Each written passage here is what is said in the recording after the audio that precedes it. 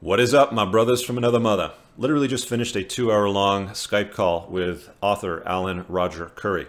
A little bit of background. I was introduced to him at the 21 convention, and I also read his book, Mode 1, which talks about the 4 different modes of communication, from highly effective to highly ineffective when it comes to expressing your desires, interests, and attentions to women. Some call him a dating coach. I'd say he's more of a communications expert. He just applies it more to the dating scope. So you're going to get a lot of cold, hard truth bombs and golden nuggets in these segments that are going to be coming out over the next coming weeks.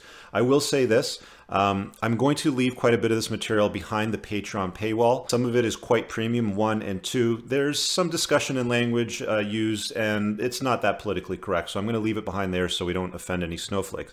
What I will say is, if you guys want to access the Patreon content, the link's below.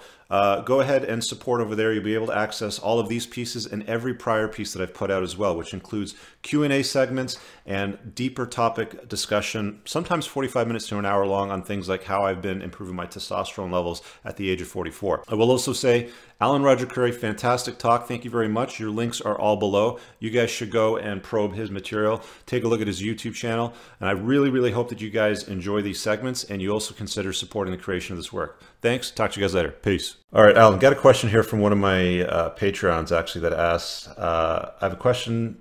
Sorry, the question that he has is, there was a post on the Sosuave forum about first dates. It's stated as a first date, you should take a woman out on something that gets the blood flowing and is physical, like hiking, bowling, skating. The reason is because they will associate you with fun, and then when they do that activity again, they will think of you. So he wants to know what your thoughts are on that and what the ideal first date should be. Well, I'm not against a guy doing something physical on a first date, like a hiking or something. So I don't have any criticisms of that. But the reality is, there's a lot of women who go hiking with their male platonic friends. And there's a lot of women who do physical stuff like, I don't know, bowling or jogging or cycling with a lot of their male platonic friends. So to suggest that doing something physical with a woman will automatically cause a woman to look at you as a potential boyfriend or lover is erroneous. I wouldn't agree with that, but I don't think it would hurt you either.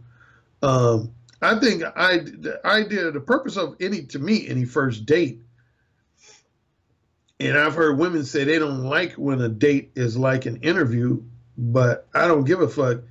That is what a first date should be similar to. Because what you're trying to find out on a first date is, plain and simply, is, are you and that woman compatible? And so you want to find out, is she on the same page as you as far as your desires, your interests, your intentions, and your overall preference for companionship? The biggest thing you got to do on a first date, and a movie that relates to this is a movie called Must Love Dogs with John Cusack and Diane Lane. I highly recommend it. But you want to show women your real self. Here's one of the biggest mistakes men make on first dates, is they suppress what I call their real self and replace that with the more polite, well-mannered, and flattering and entertaining version of themselves. Don't do that. Don't do that. Because when you're not real, then you're not provoking a woman to be real. Real provokes real. So when you show women your real self as a man, you're going to provoke them to reveal their real self to you. The worst thing you can have on a first date is the phony man sitting across the table from a woman who's being phony. Cool, cool. And just to add to that, I totally agree with what you're saying, because I'm very blunt and direct and upfront when it comes to my life and even communication styles with women. I mean, you know, when you're talking through your mode 1, I'm like, yep, I'm definitely mode 1. Like, you know, this is the way that I do things.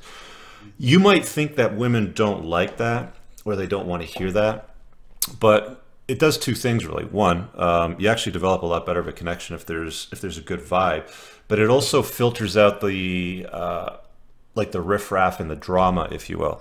I'll give you an example.